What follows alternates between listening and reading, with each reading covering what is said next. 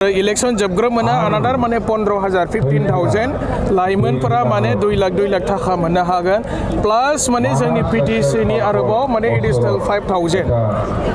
chief मिनिस्टारा होलांनाय 15,000 प्लास जोंनि PTC नि 5,000 बे फैगौ बोसोराव नेक्स्ट माने बोसोराव गासै 20,000 20,000 लाइमोनफोरा साफायाव 2 लाख थाखा बिथांमोना मोनगोन आरोखि बियो कन्टिनिउ प्रसेस बियो सोलिबाय थागोन जोंनि सरकारा जेसेबां सम थाबाय थागोन इसेबां समसिम माने 2 लाख थाखा होनायनि हाबाफारिया सोलिलांबाय थागोन आरो जोंनि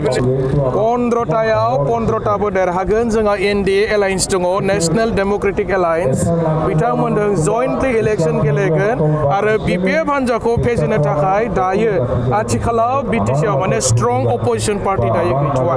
BPF आनो स्ट्रं जानानै दङ नाम्बार 1 आरो जोंनो रुलिं पार्टीखा आरो जोंखौ फेजेननो हानाय बेबायदि गोहो गैया रायजो राजाया BPF खौ मोजां मोनो हाग्रामा महिलारि सारनि दैदेननायखौ रायजोफ्रा मोजां मोनो आरो दिनै BPF आ गोहोआव फैनाय लोगो लोगोनो जोंनि बड'लेण्डआ बासिबाय नङाबा जोबस्रांनोसैमोन 6 सिडुलनि पावार एन्ड फांसना थांजोबबायमोन दिनै माने BPF आ सरकाराव फैग्रोमोना जोंनि 6 सिडुलनि पावार एन्ड फांसन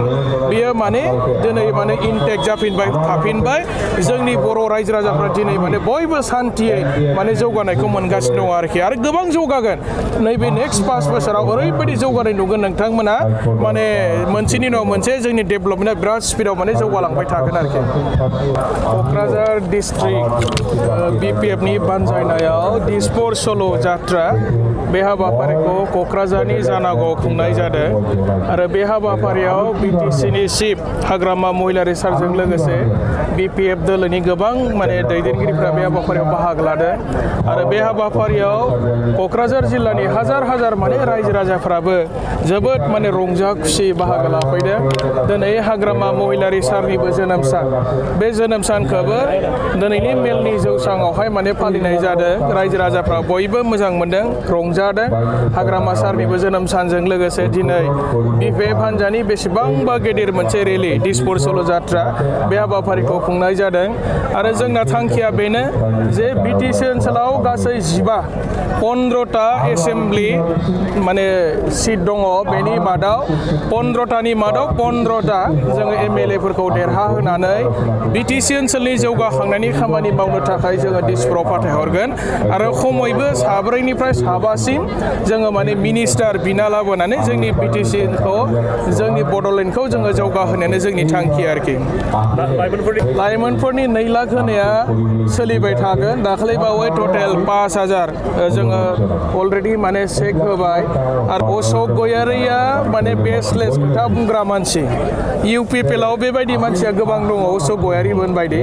आरो बिथांमोन बायदि बेसलेस खोथा बुंग्रा जुक्ति गैयै खोथा बुंग्रा मानसिया UPPL राजखान्थि हान्जायाव अभाब गैया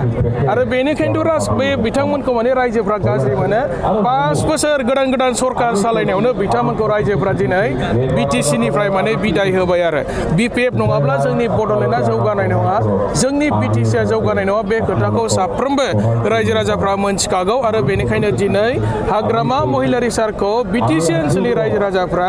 नांगोलनि सिनाव भट थुनानै दिनै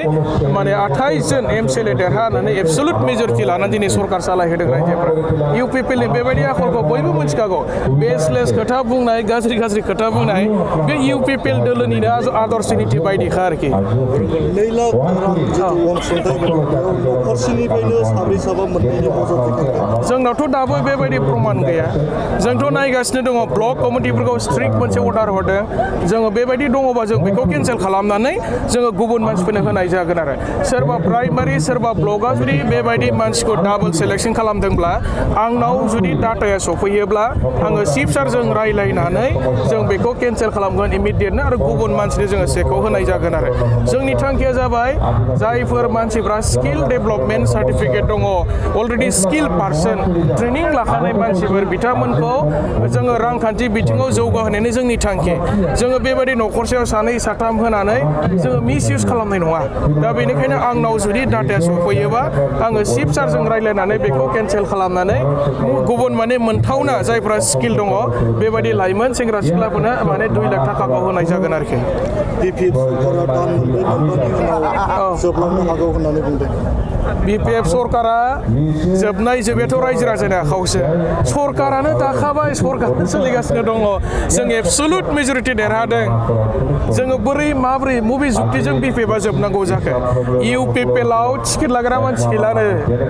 इउपिपिएलनि टिकेट लानो थाखाय बिथांमोना जबरदस्ति केन्डिडेट नागिरगासिनो दङ ट्रेक्टरनि सिङाव रावबो इलेक्सन गेलेनो गोसो गैला गावसोरनि गेजेरावनो दायो बिराद गुलाय गुजाय माने ट्रेक्टरनि सिङाव इलेक्सन गेलेब्ला देरहाला बे खोथाखौ गिनानै दायो इउपिपिएलआव टिकेट बिग्रा मानसियानो माने गैया जानानै दङ आरोखि जोंनावसो फैनो नागिरदों गोबां लिडारफ्रा जोंनाव मेसेज हरगासिनो दङ जोंनि लिडारफोरजों जगाजग खालामगासिनो दङ जोङो खिन्थु गिदिर गिदिर लिडारखौ नाङा होननानै बुंगासिनो रायजोखौ लागोन जोङो पाब्लिकखौ लागोन प्राइमारि लेभेलखौ लागोन जोङो खिन्थु बिथांमोननि इउपिपिएल दिनै बेबायदि गिदिर गिदिर लिडारफोरखौ जोंनो नाङा खुनु प्रयजन गैया आरो बिपिएफ हान्जानो